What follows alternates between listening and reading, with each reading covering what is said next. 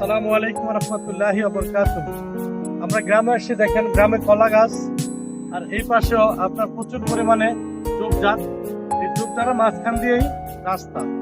গ্রামের মানুষ এই ঝোপঝাড় দিয়ে নিয়মিত হাঁটাচলা করে, তাদের কোনো সমস্যা হয় না। কিন্তু হঠাৎ করে কেউ যদি শহর থেকে গ্রামে এসে সব রাস্তা দিয়ে হাঁটা চলা করতে চায়, তাহলে তারা ভয় পাবে। দেখুন এই পাশে কত বড় বড় কলা গাছ, ঠিক আছে।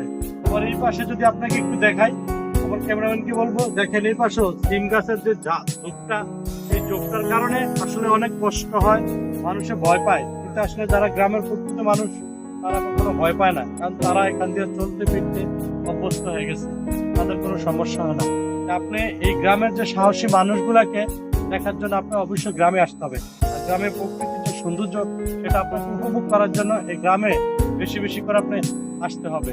কারণ প্রত্যেকটা মানুষেরই এই গ্রাম থেকে উঠে আসা, শহরে চলে যাওয়া, আসলে তাদের কৈশোরকে ভুলে মানুষ শৈশবকে নিয়ে আর হলো আপনার বার্ধক্য কালটা নিয়ে মানুষ জীবনযাপন করে। আমরা অবশ্যই গ্রামে বেশি বেশি আসবো, গ্রামের সৌন্দর্য উপভোগ করবো ইনশাআল্লাহ।